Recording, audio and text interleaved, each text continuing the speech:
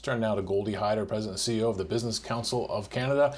And Goldy, I feel like our expectations have been lowered somewhat, that we're not going to get a traditional budget by any means. What are you hoping to see in there that can sort of guide us in the path forward? Well, look, it's not even called a statement. It's a snapshot. So it's probably like the picture-in-picture. You're not seeing the whole thing. You're just seeing the smaller screen of the fiscal picture. Look, these are often political times, so they might see some gaming going on in terms of wanting to oversell how big it is, but come in lower when the actual fiscal statement comes out later, or an economic statement or a budget later. We have to be mindful of that. I suspect that many of the programs that they've allocated spending for haven't been utilized to the levels that they were expecting. In some cases, the LEAF program or the rent program come to mind. Others may be oversubscribed. The bottom line is governments moved quickly to respond and put a floor on the collapse. It cost us a lot of money, irrespective of how much. It's a lot of money. What we need to know is that the end? Is this the ceiling, or is it the floor? And this should be a pivot to really reviving our economy and restarting the economy so we can begin to pay that back, as opposed to signal to Canadians that there's more available if you want it. I don't think we can be doing that. We need to narrow cast spending now to those that need it and not make it widely available just to have people stay at home.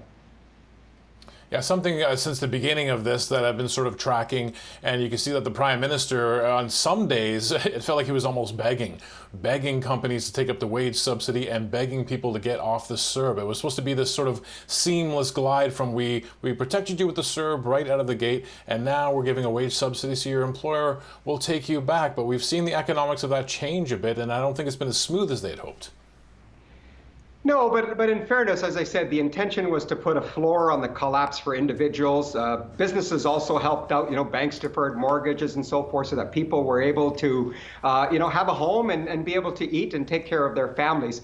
But the signal that this economic snapshot needs to give is that is behind us now. This is a pivot to a new phase, a phase where the health emergency has been contained, our health system has been saved, people were taken care of, Canadians responded, governments responded, and businesses responded.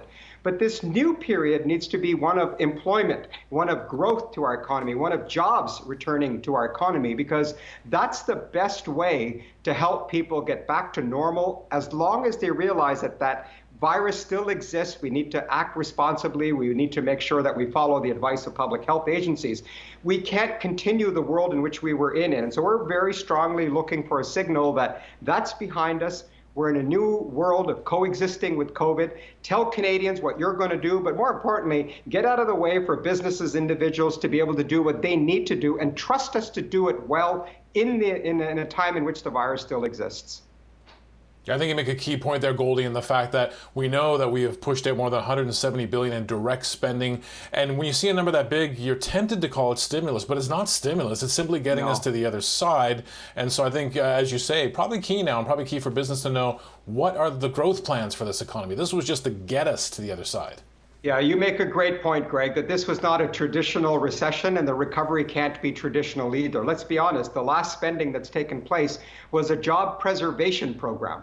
Now what we need to do as we look forward is to figure out how are we going to grow the economy so that we can tackle the deficit, be a place that attracts capital, that attracts investment, that attracts talent.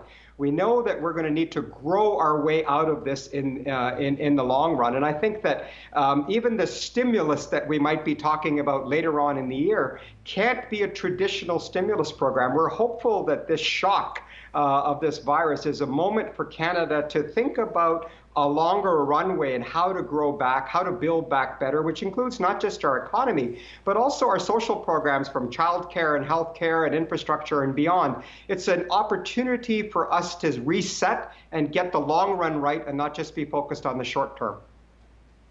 Goldy, I only have about a minute left with you. What I want to ask you, in Alberta, part of their plan as to stimulus and getting the economy growing again is about cutting taxes for business. It can be a risky proposition, though, right? Because this is where a large part of your revenue comes, and you're going to have a shortfall there before hopefully you get that boost from the lower taxes. Is something Ottawa should be considering, or is it too risky? Well, I can tell you what they shouldn't be considering, and that's raising them. And I think it's very important that they be held to their word, that they have no intention of raising taxes, because that's hardly the magnet for capital investment that I just mentioned. Obviously, there's precedences here. Mike Harris's government and many others, people will know, cut taxes. Ralph Klein in Alberta, that did lead to growth. The question is do we have that runway? Because we're in a very serious situation here, and I'm optimistic that the efforts that Jason Kenney and others are doing there will produce the outcomes and be a template for others in the country to follow. All right, I'll quickly ask you, because we have a few seconds left on the clock. If there was one thing you want to see tomorrow out of that update, one thing, what would it be? Hope. Let's transition from fear to hope. Let's show Canadians that we need to live with the virus and get back to life as normal as can be. But please follow the rules as we're expected to do so. And I think it's very important that government send a signal that we're in a new era now, an era of hope. Goldy, it's always great to get your insights. Thanks for joining us.